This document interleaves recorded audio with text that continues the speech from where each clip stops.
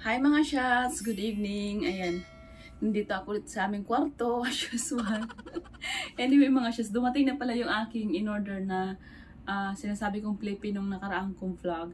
So ngayon dumating na siya and ilalagay na natin siya dito mga shots para mamayang gabi. Actually gabi na ngayon, matulugan namin dyan mamaya ni Ayana ko. Kaming dalawa matutulog sa loob ng kanyang Philippines. Sasamahan ko siya.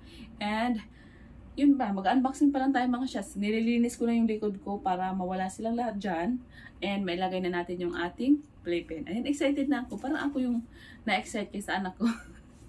Anyway, wala pa namang alam yung anak ko. So, ilalagay ko na, isisit up ko na mga shots yung ating playpen para sa ating baby Ayana. And today pala is her birthday. So, happy birthday, my beautiful daughter. Ano na siya ngayon? 4 months. 4 months pa lang. 4 months old. Yun na yun. So, yun lang.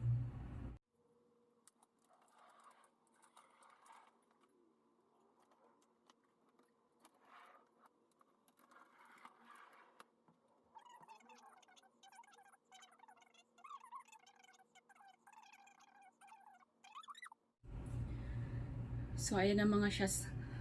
Sabi ko lang kanina, bilisan ko yung trabaho ko kasi magigising yung anak ko. Hindi nagising nga yung anak ko. So, itong video natin is putol-putol to ngayon. Kasi pag nagigising siya, kailangan ko pa siya patulogin ulit ngayon, bumalik sa pagtulog. So, sana tawag ito, tagal-tagal yung kanyang pagising. So, anyway, meron pala akong ano pa tawag ito? Ano pa tawag nito? Ganito, yung mga placemat ba to? Hindi ko alam kung anong tawag nito mga shots. Yung foam ba na ganito? Ay, hindi ko alam talaga. Nakalimutan ko yung tawag nito. Meron pala akong, yung kapatid ko pala, yung naglipat sila ng bahay, naiwan to kasi gamit to ng pamangkin ko noon. Buti na lang kamo, naalala ko. Ang galing ng utak ko.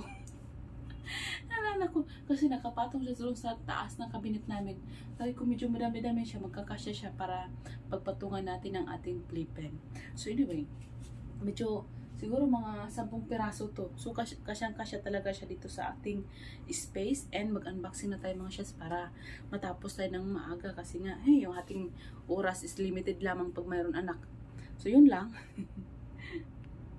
So, ito na pala mga shots yung ating playpen. Bubuksan na natin siya. So, aray. Magugulo pa itong aking aso.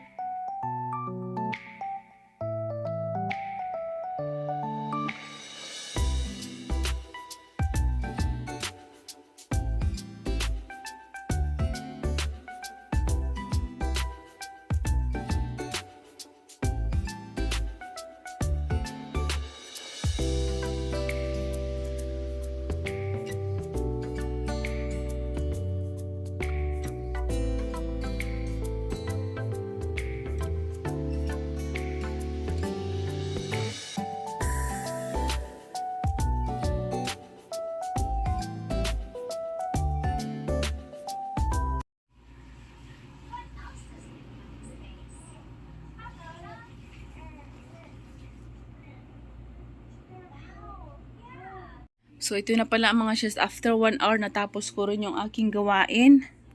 So, yan, kasali yan sa binili ko dito. So, diba, saktong-sakto lang sa aming space. Ang galing ko pala magsukat, no? Atong alaga ko, gustong-gusto na mag-ano sa loob. Akala niya siguro sa kanya yan. Hindi yan para sa'yo, Monte. Excited ka dyan, ha? Perfect, ano lang talaga siya. Perfect size. Meron pang space ng konti, pero dapat 150 yung sukat dito. Ginawa ko lang 140. Kung 150 yan, sagad na sagad yan dito sa kama. But may space pa, pero okay lang yan. So, ayan na. Yung aking kapaguran ng 1 oras, natapos din. Anyway, ang dami ko pang kalat na gagawin mga shots. Pagpatuloy ko muna yung mga gawain ko kasi nagtambak pa. Hindi pa to naka-arrange ng maayos talaga. Nagugutom na ako. Siguro kakain muna ako mga shots. And papakita ko sa inyo mamaya yung final look ng aming kwarto. So, yun lang muna yung update. Grabe yung pagod ko mga shots. Yung anak ko nagwala. Di ko alam kung ano nangyari sa kanya. Parang takot na takot siya kanina. Ay, Diyos ko, halos maubos na naman yung pasensya ko sa batang ito. Sabi ko, muntik na naman ako mapadasal. Charot. Anyway mga shots, hanggang dito na lang muna yung ating vlog for tonight dahil gabi na. Alas 12 na ng gabi. And maglalaba pa ako sa likod. Yung anak ko tulog na. Tingnan nyo siya. Yan.